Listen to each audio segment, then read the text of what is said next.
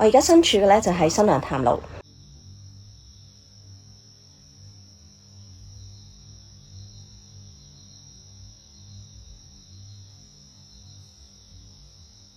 一個有非常之多傳聞同埋有好多事故發生嘅地方。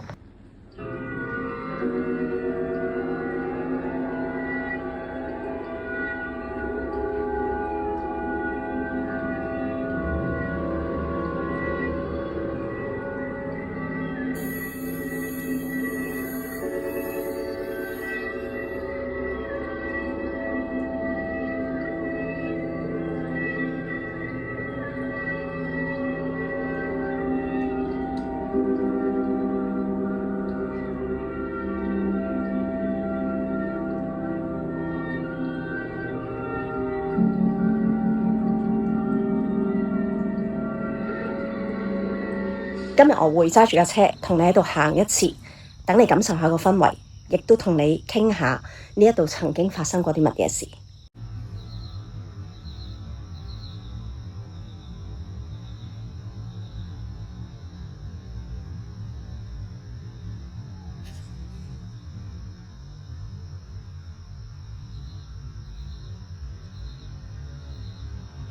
真係唔係講笑啊！其實我有啲驚，所以要上車啦。拜拜。好啦，咁我哋就揸住架車喺度行一轉。咁我之前嘅片啦，或者以前我即係上一啲節目嗰度做嘉賓咧，我都會好慣常喺啲相啊或者片嗰度圈住啲我見到嘢嘅地方嘅。咁但係今次係做唔到。第一架車行緊啦，第二就係其實都真係幾猛烈、幾誇張，所以真係圈唔嚟嘅。同埋即係呢度附近嘅嘢係唔係全部都咁簡單咯？即係佢有好多唔同形態嘅，同埋亦都係一種好奇怪嘅，或者令人好有壓力嘅氣場。咁我一路影緊嘅時候，其實我係唔夠膽兩邊望，唔想咯，唔係唔夠膽，即係唔想周圍望啊，淨係想就咁望住前面，係好唔舒服嘅。咁同埋一陣間我都會話俾你聽，中間啊之後啊喺我做呢條片嘅時候，都有啲嘢發生嘅。總之一陣間講，唔好走開。趁行緊呢條路啦，就講下呢條路嘅即係好多唔同嘅傳聞啦，即係咁多年嚟，其實喺各大討論區啊，朋友間嘅口耳相傳啊，你上網啊，都好多人有講到喺呢條路上面有遇到啲咩事啦。曾經有好多人講過就係話，會喺某一啲位見到好似着白衫嘅，有啲似新娘嘅女子啦，即係嘅靈啦，有時會喺度飄啊，有時會消失啊，亦都有人聽過即係女人嘅喊聲啦。新娘潭嘅典故我就唔講啦，即係點解佢會叫新娘潭，其實係冇一個正式 official 肯定嘅記錄嘅，所以而家講緊個版本都係相傳落嚟嘅，即係究竟係咪真係有一個新娘喺嗰度死咗，所以咁樣呢，即係意外身亡，其實冇人知道咯。咁頭先開頭都睇到啦，即係嗰個路段其實都有好多事發生啦。今日同一個朋友講開，佢又其實我都冇講新娘潭，講緊其他嘢，佢就突然間提起話，哇，新娘潭都好勁，每隔一段時間某一啲彎就會揾替死鬼咁樣講。咁會有呢個諗法其實唔出奇嘅，因為咁多意外，即係咁多亡魂嘅時候，咁樣諗都係好正常啦。因為好多真係咁多年嚟好多，就算頭先開始即係我寫出嚟嗰啲，其實都唔齊嘅，即係都唔係全部嚟嘅。咁好多人就覺得都係即係一個會一路接住都會發生嘅事咯，即係好似不停都會增加嗰個傷亡人數，咁就會令到佢更加猛咯。咁亦都真係有一啲揸車嘅人，佢哋會即係喺呢條路揸嘅時候有報稱過，見到有人影出現所以佢哋失控嘅，即係佢哋扭軚嘅。咁我哋而家就冇發生呢件事嘅，但係都有一啲感覺嘅，一陣間講。咁除咗咁樣之外呢，亦都有啲揸車嘅人講啦，即係嚟到呢度就會突然間即係架車失靈啊，可能煞掣嗰度有啲問題啊，又或者呢一個我朋友都有講嘅，佢就話佢其實夜晚都唔敢嚟呢度揸車嘅，因為佢成日揸住架車周圍去嘅。咁佢就話佢都有試過喺呢條路嗰度覺得個軚盤啊，好似搶軚咁，即係俾人好似扭埋一邊啊。咁其實都佢唔係唯一一個嘅，有個無形力量去好似拉你個軚盤咁樣。咁所以佢都驚。其實我呢，因為我住附近啦，我從來夜晚都唔敢行呢條路嘅。我係今次嚟拍嘢，我先焗住嘅啫。我平時係日頭會嚟嘅，因為佢即係行到鹿頸嗰度係有2間餐廳㗎嘛，即係啲茶記定冰室啊叫我都唔知。咁而家好似得返一間，我都唔 sure，因為我都有一段時間冇去過。咁我日頭係會去嘅，因為我當郊遊，但係夜晚我係絕對唔會行呢度。咁所以其實我日頭都成日嚟呢條路，基本上我係熟嘅。但係到夜晚行呢，你感覺唔係同一條路嚟嘅，即係第二個狀態咯，直頭。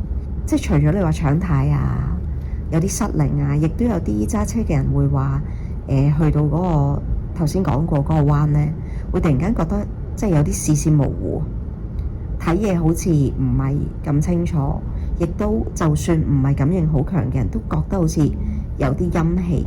當然啦，即係唔排除係你本身已經好驚嗰樣嘢，所以會令到你嗰個感覺更加大咯。都有好多人話唔喺架車度嘅，你落咗地嘅，即係好似我頭先落咗地咁樣，會覺得好凍啊，亦都會頭暈啊，有耳鳴啊嗰啲。咁而我頭先真係覺得好凍嘅，但係其實個溫度唔係真係咁凍咯，係有寒氣嘅。亦都有即係好多嘅傳說啦，即係講到喺嗰個潭嗰度附近就經常都會見到靈體啊。如果你咁夠膽啊嚇，落水游嘅咧會俾人扯腳啊，但係而家已經唔俾游噶啦。咁當然亦都有人繼續咁樣冒險啦，即係始終都會有啲咁嘅人。好啦，到講呢個啦，我頭先講過啦，即係我平時係有行開呢條路嘅，日頭我會嚟嘅，會去食嘢嘅。咁當日呢，揸車行呢條路嘅時候呢，我係覺得條路長咗好多好耐。其實我拍到一半已經覺得好不安，點解行極都唔完嘅呢？因為呢條路平時行開噶嘛，冇咁耐噶嘛。咁但係因為拍緊嘢嘛，咁我又唔可以講嘢啦。咁之後其實我叫咗我老公掉頭之後，我就同佢講，我話點解條路好似長咗好多，同埋個時間好長，即係我嘅感覺係行咗超過半個鐘，但係睇翻個時間唔係咯，睇翻個時間其實係正常嗰個時間嚟嘅。咁然後我就發現除咗我之外，都有好多呢啲流傳，就係話去到呢個地方個時間空間好似唔同咗啊！無論係揸車或者行路，都有覺得時間慢咗，好短嘅路，但係走唔到出嚟。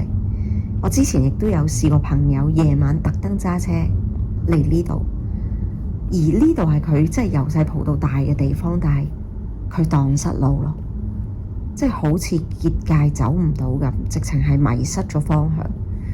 咁所以係真係有呢啲事。而之前咧，我識咗一個法科嘅即係錄音嘅師兄啦，咁佢亦都有同我講呢條路就係時間變慢。佢揸車嘅時候佢都有試過，佢話佢直情係聽到咧收音機嘅聲音都好似扭曲咗。咁但係後來過咗之後，佢發現其實只係短短過咗好短時間。呢度真係好多傳說啦，亦都真係好多車禍啦，好多命案啦，亦都有唔少嘅自殺啦，同埋吸引力法則啦。因為好多人好相信呢度係好猛嘅時候，其實你都係畀緊一個能量落去，令到佢更加強勁嘅。所以成日都話，你越驚，你見到嘅嘢就會越恐怖；你越驚，你接收到嘅能量就會係你腦裡面諗緊嗰樣嘢咯。但係講到即係我睇咁多或者聽咁多嘅故事啦，我覺得有一個真係比較經典嘅。講返呢個故仔先，就呢位師兄佢話佢會有一段時間唔開心啊，就揾佢朋友嘅。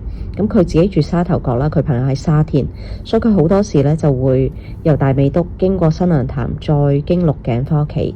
咁佢話接近凌晨就冇乜車，有時會諗下嘢，有時會派標位食下煙，咁一直都相安無事嘅。有一晚如常派完架車喺標位食完煙，見攰啦，就諗住開車返去，一路行下，無啦啦見到前面有 roadblock， 佢仲心諗死啦！如果頭先有雷射槍，咪大領落，即係已經超速啦，咁啊即刻慢駛啦。點知去到 roadblock 嘅時候，就見到淨係有架衝鋒車，一堆嘅路障牌、雪糕筒封咗一條行車線，但係冇警察。咁佢猶豫嘅時候呢，後面就突然間有架車都衝住嚟嘅，響晒安嘅，因為佢反正見到 roadblock 冇人，咁啊照行啦。點知就係話嗰架車，即係後面嗰架車，個師兄就繼續係咁閃燈咯。咁呢個師兄呢，見到有避車處就扭埋一邊啦，俾佢過先啦。點知呢，佢又擰埋嚟停喺佢後面，仲落埋車喎。跟住嗰個人就鬧佢話：你知唔知頭先突然間咁停喺條路度好危險噶？跟住呢個師兄就話：咁有 roadblock 喺度，梗係慢駛啦。見冇人咪停一停咯。跟住後面嘅車嗰個人就同佢講話：頭先冇 roadblock 喎。呢個就係我睇過覺得最經典嘅一個啦。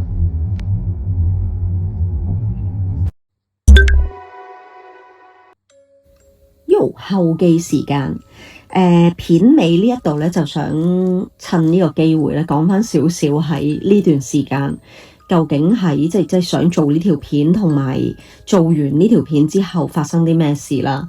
咁我而家就唔喺嗰度現場嘅，但係呢個位呢，其實都幾值得拍嘅。呢個位我之前落過車行咧，其實都係算唔算附近呢？少少附近啦，但係離開咗條路啦，開啲窗先。咁樣就係一個燒烤場嚟嘅，都唔少嘢喎。但係今晚都幾多人喺度燒嘢食，所以唔可以落車拍。就講咗我哋呢條片嘅後記先，因為其實大家如果知道呢，我之前同富二代直播我都有講話好快會出呢條片啦。但係點解會拖到而家呢？因為其實好多事發生啦。咁首先係我喺準備去拍呢條片之前有一日我 walk 狗，咁我就即係行嘅一條都幾陰森嘅路嘅，咁我就喺度諗緊，因為我同我老公一齊 walk，我就喺度諗緊條片點樣做，跟住我就突然間話新娘潭條片不如呢邊度我要影啲乜嘢，我突然間講新娘潭條片，咻一聲，真係咻一聲，我右邊就出現一個女嘅靈體，係突然間咁樣，然後好近我，哇！跟住我超驚，本身我係想講我個 idea， 我想點拍嗰啲，跟住我就即刻話喂，唔講啦，唔講住，之後先講，唔可以喺呢度講嗰幾隻字。跟住後尾我上網睇先睇到有人講過話，夜晚唔可以講呢3個字嘅壞話。咁我唔知我講個算唔算講壞話，但係真係我有睇到人講呢樣嘢。咁呢個係第一件事啦。咁之後我拍完即係零零散散好多嘢之後，咁就要剪片啦。咁其實呢個剪片 app 呢，我用咗好多年噶啦，即係由我未有 YouTube 片之前，我諗10年8年都有。咁我就都係用緊呢個 app，從來冇發生過咁嘅事，因為中間咪有啲即係。前面咧有啲我講嘢，即係有我個樣講嘢嘅片噶嘛，即係好短幾句咁，一播出嚟咧，通過個 app 變晒聲，好似變咗2個人一齊講嗰句嘢搭住嘅聲，我好驚啊！第一次一開，哇咩料？我以為唔知自己嗨到啲咩掣，咁啊將啲掣撳來撳去，佢又變翻正常，咁啊諗住冇嘢啦，正常翻啦，咁跟住點知剪完一輪啦，剪其他嘢，下一次再入去又係咁喎，即係你解釋唔到嘅，因為我用咗咁耐啦，即係之前台灣酒店條片我都係用呢個 app 剪啦，以前嗰啲片都係用呢個 app 剪，從來未試過把聲會變咗好似兩個搭聲，咁我亦都 check 過，唔係搭咗兩條片。咁跟住之後就過咗啦，咁啊過2日我又剪啦，因為我其實好多嘢剪，又要睇下啲片點樣砌啊，跟住又要打字幕啊，各樣嘢啦。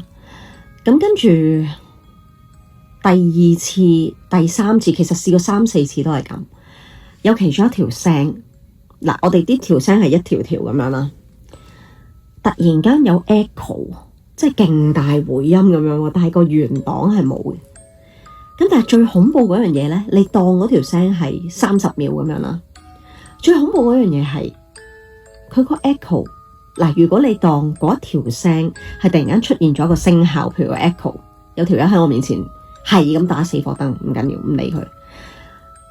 即係你當如果嗰條聲係突然間出現個 echo， 咁係咪應該成條聲都有，咁先合理啊？但係譬如30秒啦，我播15秒，頭15秒係有嗰個 echo 回音，但後15秒係冇。